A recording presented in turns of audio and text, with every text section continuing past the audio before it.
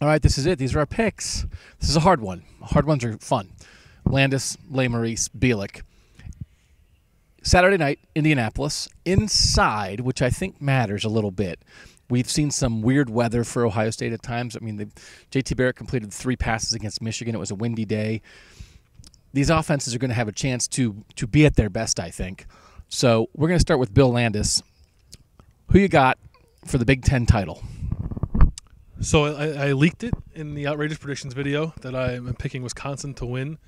I have Wisconsin 31-28. I think it's going to be a very good, very close game. Is that your score too? Just reversed. Kerry Combs convinced me. Kerry Combs convinced me to pick Wisconsin. Ohio State's defensive backs coach convinced you to pick Wisconsin. Yes, because I've called Alex Hornerbrook, Wisconsin's quarterback, noodle arm. I thought he was not a very good passer. I've watched a little bit of Wisconsin from this season, and I have changed my mind on him. And then Kerry Combs agreed with me. I said he wasn't a great thrower last year. He's a very good thrower this year. He said he's more elusive than he gets credit for. He threw some really nice passes against Michigan, and I think this is an Ohio State defense that is letting players run free. There are very open tight ends and running backs, and if Michigan had a competent quarterback, I think Michigan could have won last week because guys were wide open. I think Hornerbrook hits the open receivers, and I have questions about a healthy JT Barrett, whether or not he can throw the ball effectively to beat Wisconsin's defense. So I've been on the fence. I've been very conflicted about the Oklahoma game, the Penn State game, and now this game. And the first 2 times I picked Ohio State, so I'm conflicted a third time, and I'm picking the other team, Wisconsin. I am picking that score, 31-28, but I'm picking Ohio State to win. It's a 6.5-point line, so it's Wisconsin to cover.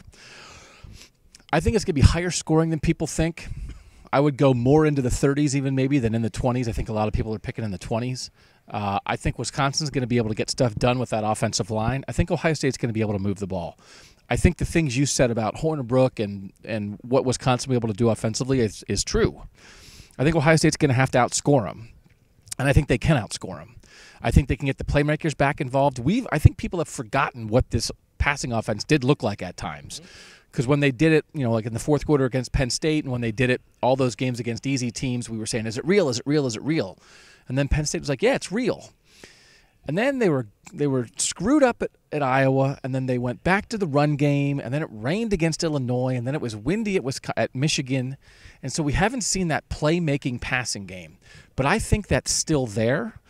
I think Ohio State can win matchups with playmakers against the Wisconsin secondary. I think they can pop a few big ones. They have more playmakers than Wisconsin.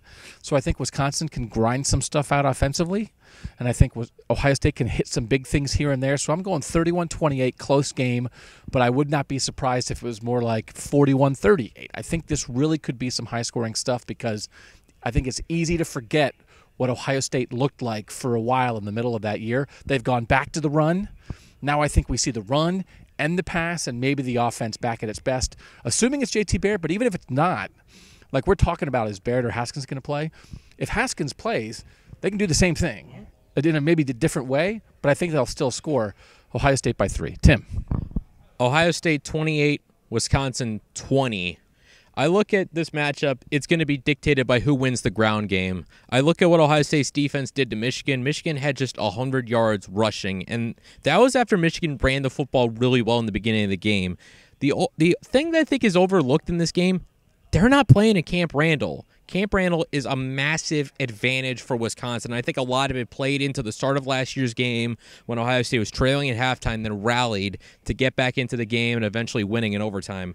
The fact that it's a neutral site game and it's indoors where JT Barrett doesn't have to worry about the elements if he's playing, he doesn't have to worry about wind, temperature, or anything like that. Those are nothing but advantages for Ohio State. I think the way they settled in a little bit defensively after Michigan threw some different wrinkles at them offensively was important to see. They continue to lean on the run game. I think they'll do that early, try and set the tempo early. If they force Wisconsin to be as one-dimensional as possible and force Hornibrook to beat you, I think that's a position Ohio State will want to be in. I would like to say that when Ohio State and Wisconsin played in the Big Ten Championship in 2014, I picked Wisconsin.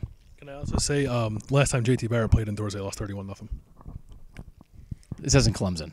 Tim, Bill, Doug, see you Saturday. Bye.